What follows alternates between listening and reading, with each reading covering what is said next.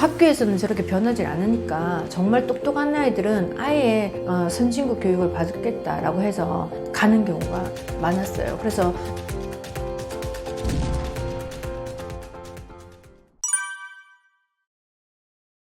제가 아이들을 키워보니까 우리나라 학교 교육이요, 변한다 해도 증권시장 바깥에 너무너무 빨리 변하는데, 우리 학교 정책은, 이 공교육은 굉장히 늦어요. 제가 생각할게. 저는 그 3년 전에 우리가 똑똑한 아이들을 중국에다가 유학을 많이 보냈어요. 제가 초기에 말씀드린 것처럼 자폐 스펙트럼 아이들이 좋아져서 저는 학교를 보내요. 왜? 이 정도면 학교에 가도 적응할 수 있을 거다. 그런데 적응할 수 있을 거라고 하는 거지 뛰어나지는 못하잖아요. 그러니까 주변에 엄마들이 눈짓을 보내고 선생님이 싫은 표정을 하고 친구들은 야 바보야 하고 놀리고 하니까 저는 제 아이들을 멋지게 키웠는데 그 아이들이 놀림받는 건 너무너무 싫더라고요. 그래서 얘네들을 존중할 수 있는 학교들이 어디일까? 그래서 엄마들하고 정말 사비 들여서요, 우리 엄마들을 모시고 베트남도 갔었고요, 중국도 갔었고요, 싱가포르 이런 데 정말 많은 나라를 다니면서 아시아권, 왜 너무 멀리 있으면 관리하기 힘드니까 아시아권에 갈 수 있는 그런 학교들을 되게 많이 알아봤어요. 그래서 그 중에서 제주도만큼 학비는 저렴하면서 기숙사가 되면서 아이들을 잘 볼 수 있는 데가 중국의 웨이팡에 있었습니다. 그래서 저는 웨이팡에 아이들을 보냈었는데 그 아이들은 거기 가서는 특별한 대우를 받았어요.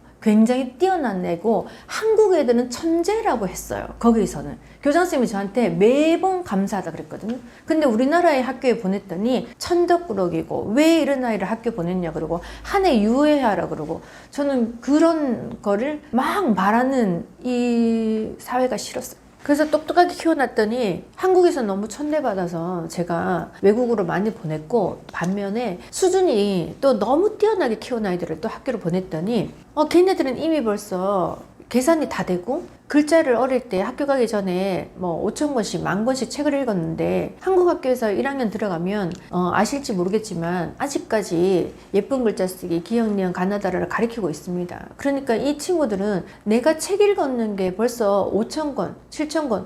우리나라 지금 유아교육 시장에서요, 책의 어마무지 책 육아가 최고다, 답이다라고 해서 책을 엄청 많이 읽혀서 갔거든요. 그런데 그런 상황에서 정말 학교에서는 저렇게 변하지 않으니까 정말 똑똑한 아이들은 아예 선진국 교육을 받겠다라고 해서 가는 경우가 많았어요. 그래서 저는 제가 키운 아이들이 조금 다르든 특수 분야잖아요. 그러다 보니까 한국 학교보다는 외국에 가는 게 더 많았고, 또 청담동에 있다 보니까 이미 엄마 아빠가 유학 생활을 많이 하셔서 나름의 그 어린 자기네들의 경험, 좋았던 경험들을 자식한테 물려주고 싶어서 일찌감치 데리고 나가는 걸 많이 봤습니다. 영재교육은 말씀드린 것처럼 모든 아이들은 뇌세포를 그렇게 가지고 태어나고 모든 아이들이 영재로 태어나는데, 그거를 엄마들이 무지해서 잘 몰라서 정말 보통의 아이들을 키우는 교육만 찾아다니시는 거예요. 우리 아이를 어떻게 하면 보통으로 만들까? 어떻게 하면 보통으로 만들까? 이렇게 너무 안타깝고요. 엄마 아빠의 트렌드에 따라서 아이들 교육을 가요. 그래서 뭐 인스타나 이런 게 발달되다 보니까 남한테 보여주는 거, 멋지게 사는 거 이런 걸 하다 보니까 다들 들로 산으로 캠핑 가고 막 그런 데 가죠. 그거는 엄마 아빠가 가고 싶은 건지 진짜 아이가 원하는 건지 한번 생각해 보셔야 돼요. 제 입장에서는 이 영유아 시기의 아이들은, 특히나 어린 아이들은 모든 아이들이 가능성이 있고 모든 아이들이 뛰어나기 때문에 부모가 교육을 좀 받아서 그 아이가 정말 자기 나이에 자기 뇌 발달을 잘 할 수 있도록 도와주시는 게 필요하기 때문에 부모 교육이 반드시 필요하다고 생각합니다. 핸드폰 같은 경우도요, 내가 스마트 기기를 많이 사용하고 내가 TV를 보면서 정보를 얻다 보니까, 주식 정보부터 시작해서 정보를 얻다 보니까 이 아이도 EBS 교육 방송은 괜찮지 않을까? 영어 교육은 괜찮지 않을까? 이렇게 합리화를 하셔서 영상물을 많이 보여주고 계세요. 자폐 스펙트럼이나 ADHD의 많은 원인이 이 영상물에서 오거든요.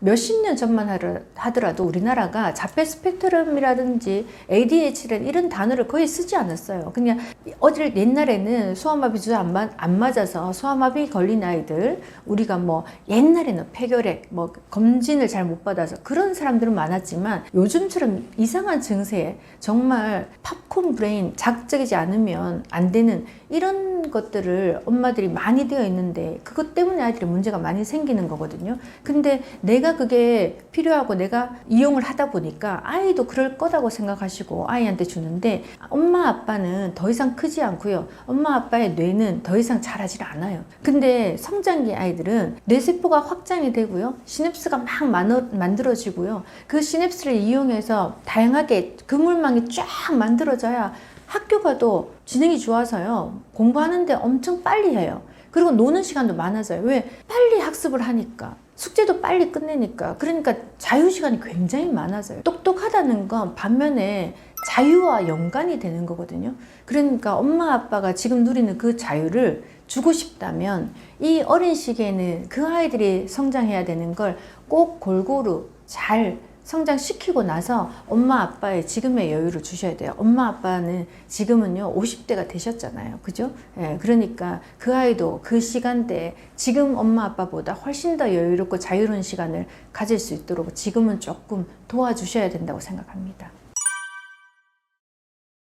아이는 성장을 하기 때문에 계속 엄마로 사시면 안 돼요. 그리고 나야 사람은 이래. 엄마의 보편타당함을 자꾸 거기다가 넣으면 안 되고, 어릴 때 아이는 이런 엄마가 필요하고, 이때 아이는 이런 엄마가 필요하고, 이때 아이는 이런 엄마가 필요하고, 이게 그 아이의 성장 속도에 따라서, 제가 이번에 쓴 책도 그 아이의 성장 속도에 따라서 엄마의 역할이 달라진다는 거거든요. 이게 24개월까지 캥거루맘처럼요, 아이가 물이 필요한지, 배는 안 고픈지, 기저귀는 안 젖었는지 확인하시면서 그 아이를 잘 돌봐줘야 돼요. 그래서 캥거루 같은 엄마가 필요하고요. 25개월에서 36개월은 친구 같은 엄마여야 돼요. 그냥 아이하고 주거니 받거니 이거 먹을까? 우리 이거 먹어보자. 아유 맛있어.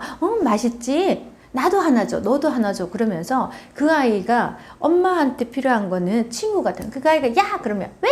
이렇게 하면서 싸워줄 수 있는, 그래서 언어 발달을 많이 시켜야 되는 시기고요. 그 다음에 시기는요, 친구가 필요한 시기예요. 이때는 이 아이가. 그래서 친구가 필요한 시기니까 정말 어른다운 엄마가 돼줘야 돼요. 친구, 누구가 싸웠어요. 그러면 엄마가 이 아이하고 이야기를 하면서 어른답게, 너가 친구가 너한테 그렇게 때렸어? 그렇다고 네가 때리면 어떡해. 그 친구한테 때리지 마라고 말해주면 안 되겠니? 라고 해서 뭔가를 알려주는 그런 엄마가 돼야 되고, 그렇게 해서 시기별로 성장할 때 엄마의 역할, 엄마의 이름이 계속적으로 달라져야 되거든요. 그래서 저는 이번 책에 그거를 조금 포커스로 그렇게 해서 만들어서 글을 썼습니다.